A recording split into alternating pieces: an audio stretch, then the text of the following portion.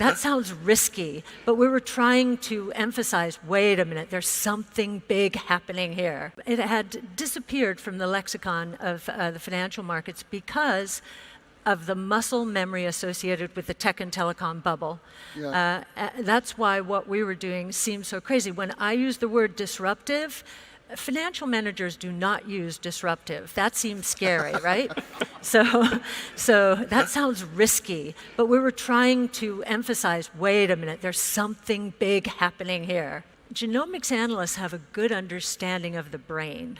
Neural networks are patterned after the brain. Our artificial intelligence analysts must communicate with our genomics analysts, and they do. We have a very collaborative. So I believe we are, at this time, seeing an explosion in the convergence between and among technologies. And, it's one S-curve feeding another S-curve, feeding another S-curve, and there's going to be explosive growth that most people in the financial world do not expect, because they're not set up this way. They're set up very siloed by specialization. Our investment time horizon is 5 years. We have to believe that within 5 years, we will be able to model out a company's, revenue growth and EBITDA growth, and understand that it's either at the cusp of hitting prime time or in the middle of prime time. It is astonishing, and costs are a big part. That technologies have to be ready, cost has to be low enough. The problem with the tech and telecom bubble was too much capital chased too few opportunities, really chased a dream. All of the seeds for the explosion in innovation that's happening now were planted in the 20 years that ended, and Tom, you might say 30 years Completely. that ended in the tech and telecom bubble. And those seeds needed time to gestate. The technologies weren't ready. Cisco and Oracle and Hewlett-Packard were not going to take us into the cloud world, the AI world, the way we are now. So the technologies weren't ready back then. The costs weren't low enough. A good one is DNA sequencing. I hope you don't already know this, given the audience. Maybe you do, I apologize. But in the financial world, this is pretty impressive.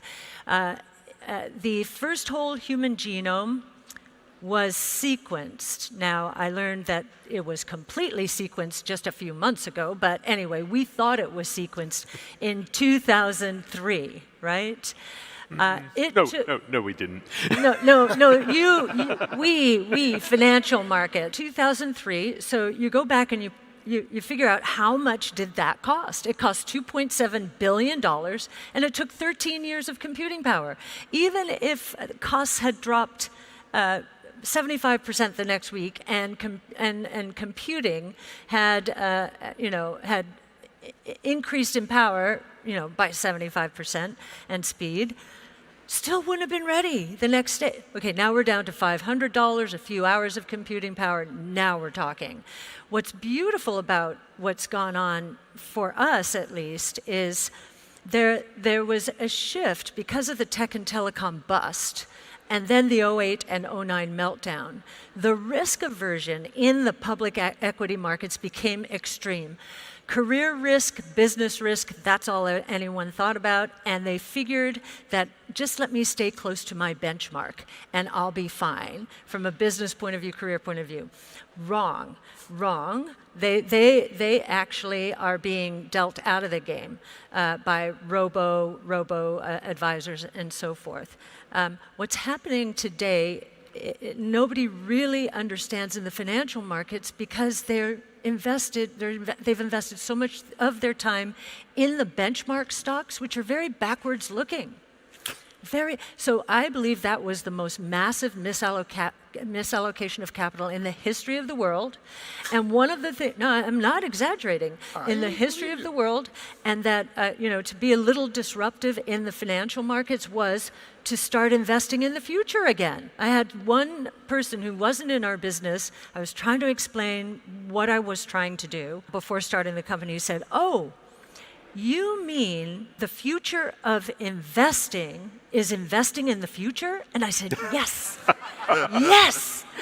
That's how much the financial services industry had lost the plot.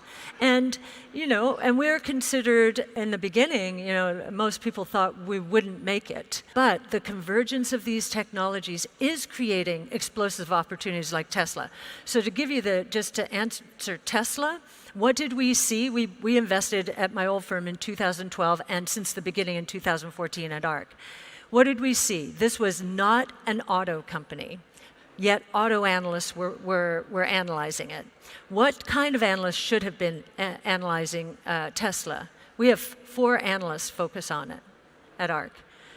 Robotics, autonomous vehicles will be robots. Energy storage, they will be electric, cheaper.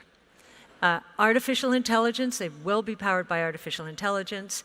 And software as a service. Over-the-air software updates to change performance. So we had a competitive advantage.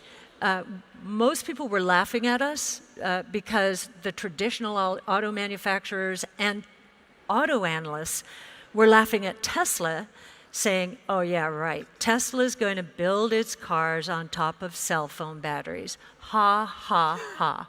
It's impossible engineering feat. It wasn't impossible. Elon did it. So we have an open research ecosystem patterned after open source software. So we call what would be called software developers in the open source software world, we call theme developers. And they come to this brainstorm on Fridays and can collaborate with us on our intranet. So the theme developers, interestingly, include people who are doing research and are passionate about pushing the frontiers of knowledge forward. So they include professors, venture capitalists, and my biggest surprise after starting ARC is, of course, there are some great venture firms who do great research, but not many. And so we've had some venture capitalists who understand that dynamic and want to change it join us. Some entrepreneurs themselves. And other thought leaders, and many who are retired now. An engineer from IBM who, killed it in terms of getting the internet right and is just a futurist in terms of the way she thinks. In the public markets, the aversion to genomics was extreme. To me. Really? And yes, we owned thanks to Ali and Simon and Pierce, but Ali does our CRISPR work. We own pretty much all of the CRISPR names, and we might be the largest shareholder. And we started very early on, in 2015, I'm going to say, when these were sub-$1 billion companies. Apple is, I think it's nearly $2 trillion, if not there, in market cap.